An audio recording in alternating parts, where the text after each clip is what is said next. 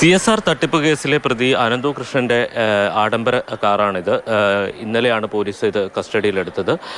ലക്ഷങ്ങൾ ഈ കാറിന് തന്നെ ചെലവാക്കിയിട്ടുണ്ട്. അതിന് പുറമെയാണ് KL 38L001 എന്ന് പറയുന്ന ഫാൻസി നമ്പർ. ആ ഫാൻസി നമ്പറിനും ലക്ഷങ്ങൾ ചെലവാക്കിയിട്ടുണ്ട് എന്നുള്ളതാണ് മനസ്സിലാക്കാൻ കഴിയുന്നത്. എന്തായാലും 3 വാഹനങ്ങളാണ് ഇപ്പോൾ പോലീസിന്റെ കസ്റ്റഡിയിലുള്ളത്. അതിൽ ഒന്ന് ഈ അടുത്ത കാലത്ത് അനന്തു കൃഷ്ണൻ വിലയ്ക്ക് വാങ്ങിയ ഇന്നോവ ക്രിസ്റ്റ കാറ്. അതിന് പുറമെ ഒരു ടാറ്റ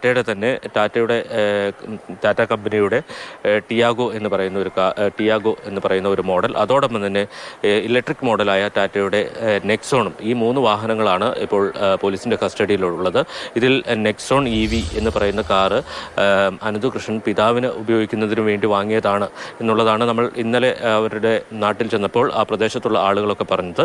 എന്തായാലും ഈ കാറിനൊപ്പം ഈ വാഹനത്തിൻ്റെ അകത്ത് എനിക്ക് തോന്നുന്നു ഈ ഇടപാടുമായി ബന്ധപ്പെട്ട ഫയലുകൾ അതുകൂടിയുണ്ട്, പോലീസ് കസ്റ്റഡിയിൽ എടുത്തിട്ടുണ്ട് എന്നുള്ളതാണ് മനസ്സിലാക്കുന്നത്. അതൊരു ചാക്കിൽ കെട്ടിയ അവസ്ഥയിൽ ഈ കാറിൻ്റെ പിന്നിൽ തന്നെ സൂക്ഷിച്ചിട്ടുണ്ട്. ഈ പലരിൽ നിന്ന് സ്കൂട്ടറിനും അതോടൊപ്പം തന്നെ ഗൃഹോപകരണങ്ങൾക്കും മറ്റും നൽകാമെന്ന് പറഞ്ഞുകൊണ്ട് പണം സ്വീകരിച്ചതുമായി ബന്ധപ്പെട്ട രേഖകളൊക്കെയാണ് ഇതെന്നാണ് കരുതുന്നത്. എന്തായാലും പോലീസ് അതുകൂടി കസ്റ്റഡിയിൽ എടുത്തിട്ടുണ്ട്.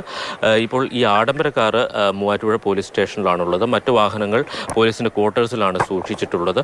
എന്തായാലും അനന്തു കൃഷ്ണൻ്റെ ഭൂമി ഇടപാടുമായി ബന്ധപ്പെട്ട കാര്യങ്ങൾ കൂടി പോലീസ് അന്വേഷിക്കുന്നുണ്ട്. അനന്തു കൃഷ്ണൻ്റെ വീട് തൊടുപുഴയ്ക്ക് സമീപം കുടയത്തൂർ ശങ്കരപ്പള്ളിയിലാണ്. അപ്പോൾ ആ പ്രദേശത്ത് പലയിടങ്ങളിലായി അനന്തു കൃഷ്ണൻ ഭൂമി വിലയ്ക്ക് വാങ്ങിയിട്ടുണ്ട് എന്നാണ് വിവരം. പല സ്ഥലത്തും അഡ്വാൻസ് നൽകുക മാത്രമാണ് ചെയ്തിട്ടുള്ളത്. ചിലയിടങ്ങളിൽ ഭൂമിയുടെ പകുതി വില കൂടി നൽകിയിട്ടുണ്ട്.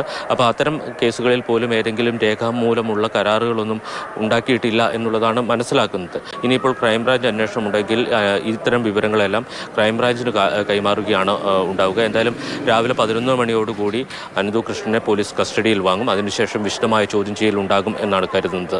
മൂവാറ്റുപുഴയിൽ നിന്ന് വിനു കാഞ്ഞിരപ്പള്ളിക്കൊപ്പം ജെയിനസ് രാജു, മാതൃഭൂമി ന്യൂസ്.